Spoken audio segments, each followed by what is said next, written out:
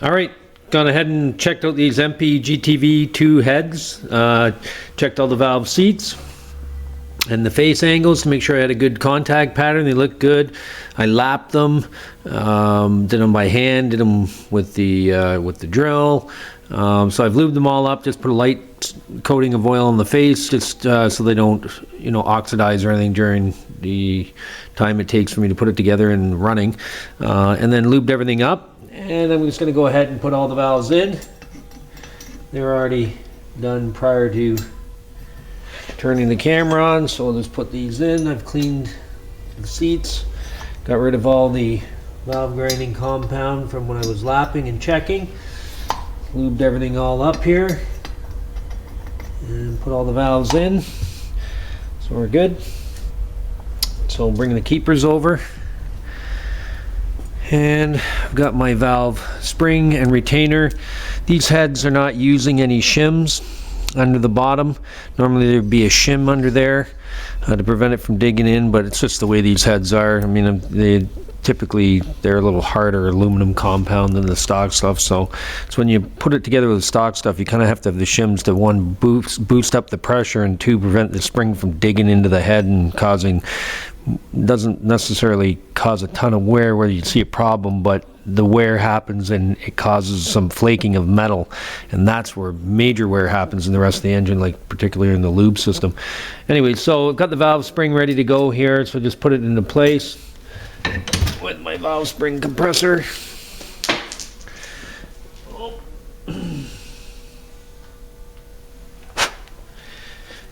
We'll get our valve spring compressor with the retainer in it and the spring. Open it up and put it into position. And it kind of sucks working with these gloves on because they get caught and everything because they're cloth. But there we go. And we're going to turf these.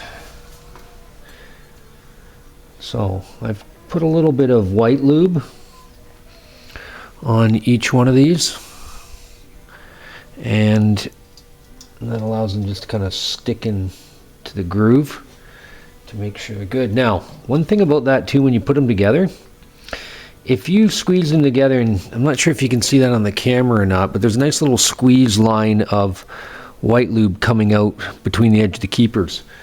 If you don't see that happen with the white lube, that means that the keepers are actually touching together.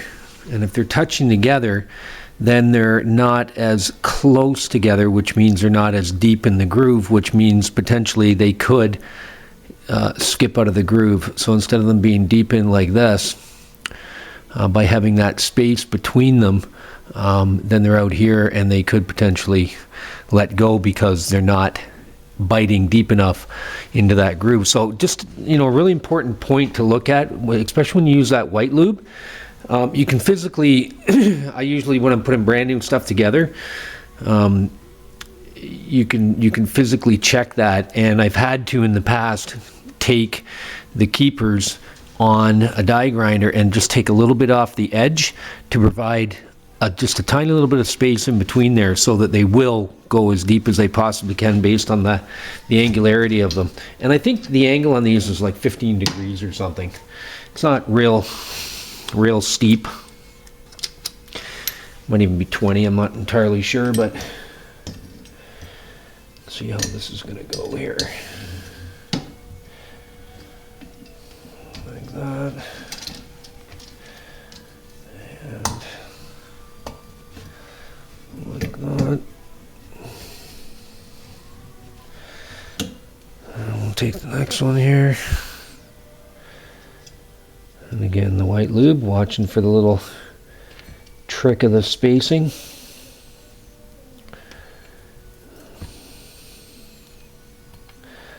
That's why it doesn't hurt to have quite a bit of white lube on them. And it helps them stick too. Yeah, there we go. Nice little goo coming out. And again, nice little goo coming out.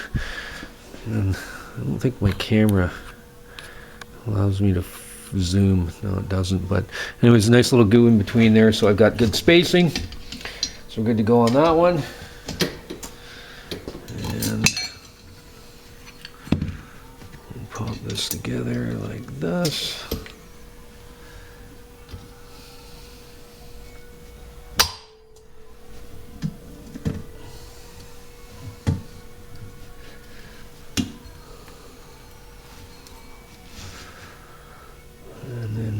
Another. Well, they are slippery little fish when you get a hold of them, when they got the lube on them. And yeah, nice little parting line of grease in there. And we get down to the last one. And now I'm gonna record the spring pressures on another set of heads that I'm doing, these same heads here.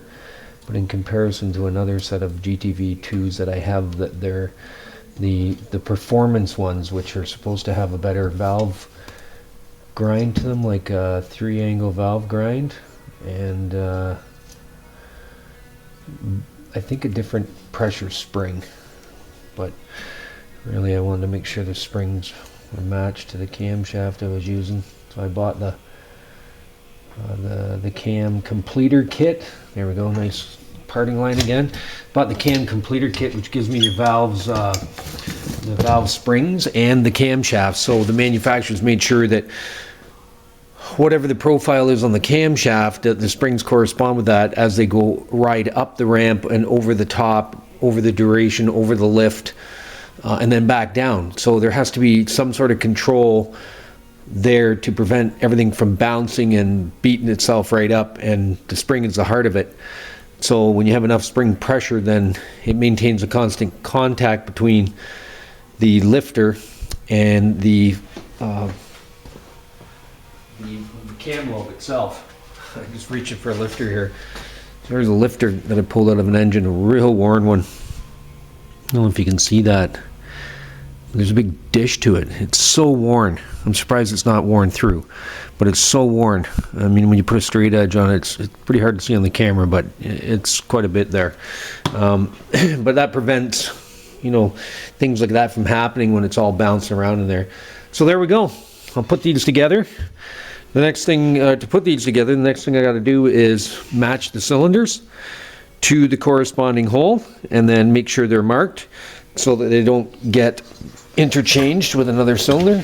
See, I've got number 2 on here, number 1 on here. I'm going to put them on with a punch, so when I clean them up finally, I'm not going to lose that marker on there. And then I'll mark the cylinders, and then these cylinders are going to get lapped into each spigot opening to make sure that they're concentric again, just like I've done here with the valves. And then I make sure I get a good contact pattern and provides really good sealing between the seat of the combustion chamber and the top of the cylinder itself in the engine.